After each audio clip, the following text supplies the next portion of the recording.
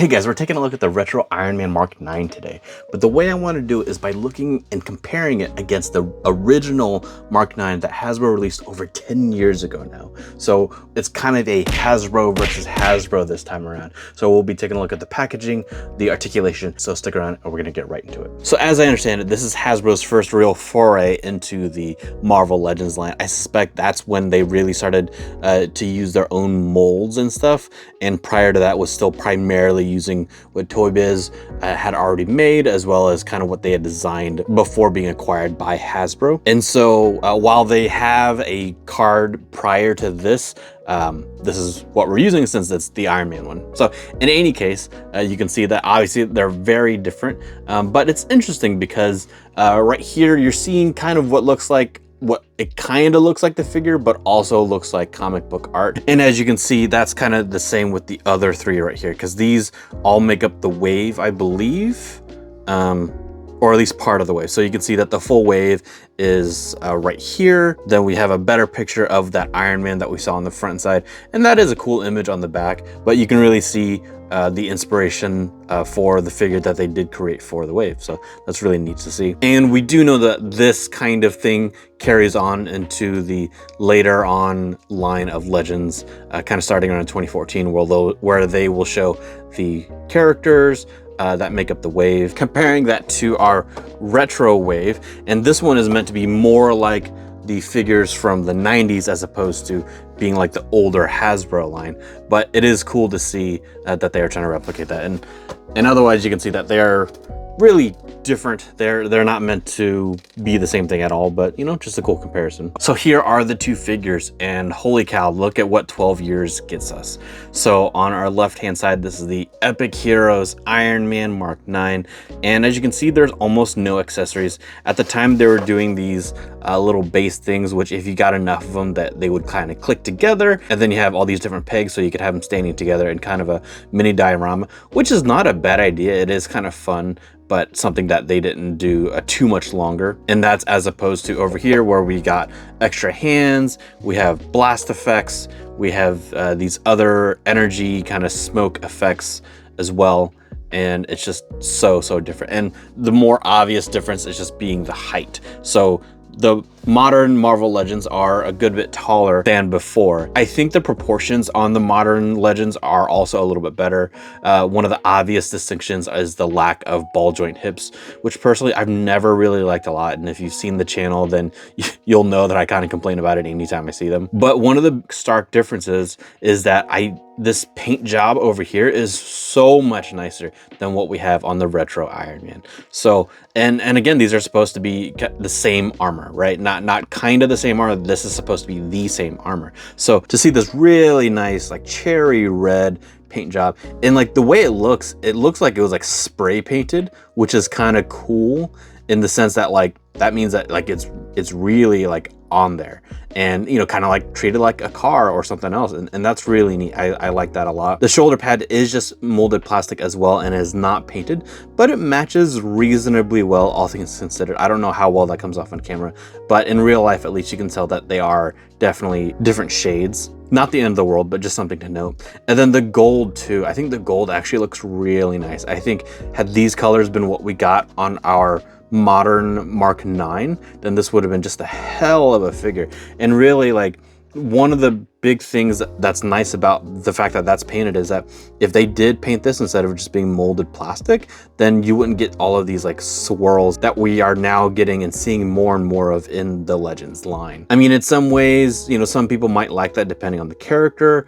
I mean, it can have a neat effect, but I don't think Iron Man is really supposed to have that, so I don't think that looks quite right. And because they didn't paint it, that means that the shoulders match perfectly fine right there too. So that's better in that aspect, but I would still rather have the nicer paint job.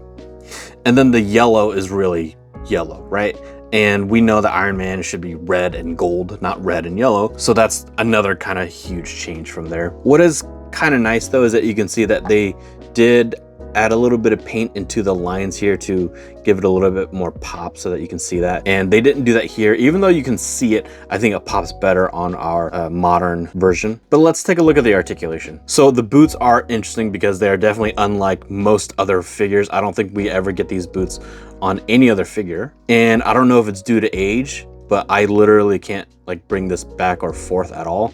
Obviously, we're gonna be able to spin it around, and I can't feel any pivot in there. So again, that might just be age and me being too scared to like snap it, but it still feels pretty robust too. So I'm not that worried about breaking anything. It just isn't moving in that direction. Our knee joints look pretty standard in that sense of like, you know, we're getting that double joint and we're getting heel to butt kind of stuff, which, you know, is fine, but I don't think there's much to change on that. And then this ball joint hip, I've never fully understood how to make it work right, because like it doesn't really come forward. Like when you try to like bring it forward, it just kind of does that. So like you have to like do that, and then you can bring it forward, and then you got to twist the leg around if that's what you're trying to do.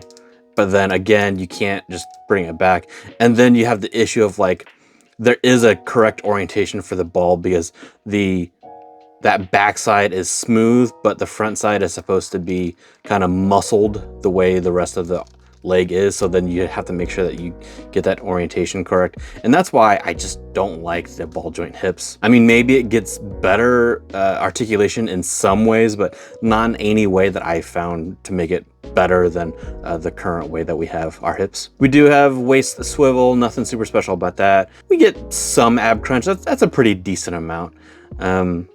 Our arms are gonna turn as much as we expect it to. I mean, the shoulder pads are gonna get in the way and pop off if you go too far, but that's to be expected. And I suspect it'll be the same with our current Iron Man as well. Our elbow joints are kind of the same, right? And as the knee, in the sense of like, we're getting a double joint, so, but well, yeah, in this case, because of the way the gauntlet's designed, you're only getting about a 90-degree, even though you could get more if this was shaped a little bit differently. And then our hands. So the hands, the styling of the hand is at least the same in terms of you're gonna swivel like that and you're gonna get a back and forth like that. Our head, same thing, still on a ball joint, so you can still go the whole way around. And because he doesn't have any kind of hair, it doesn't really obstruct in any kind of way. And yeah, so, you know, comparing that boot, like we definitely have forward and a little bit of back articulation, which is a huge change. We definitely have a bit of ankle pivot like that,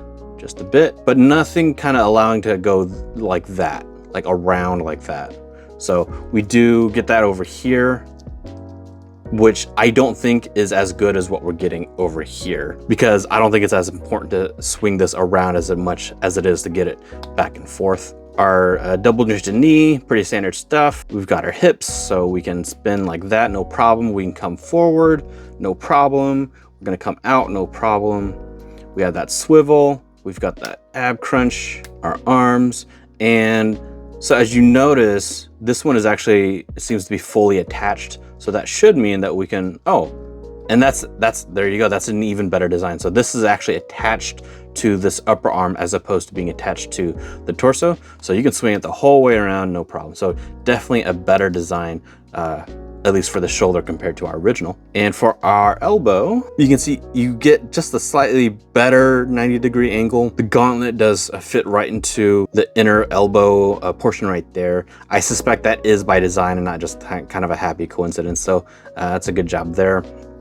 But you can't get more than that, even though you could, if again, this was designed to be just a little bit different. But then the whole point is to have it accurate like that. And as I said, fists are the same. So it's gonna come forward like that and out and spin around. And the head is gonna be the same in terms of it just being on a ball joint, and you can spin the whole way around and up and down. And actually, I just realized I didn't really try to go up and down with him. So he can go a little bit up and a little bit down, but not a ton. But with our current one, we actually get actually kind of pointing down, which is nice, and pointing up. So we get better neck articulation for sure. And that's cool. So yeah, I think this is really interesting.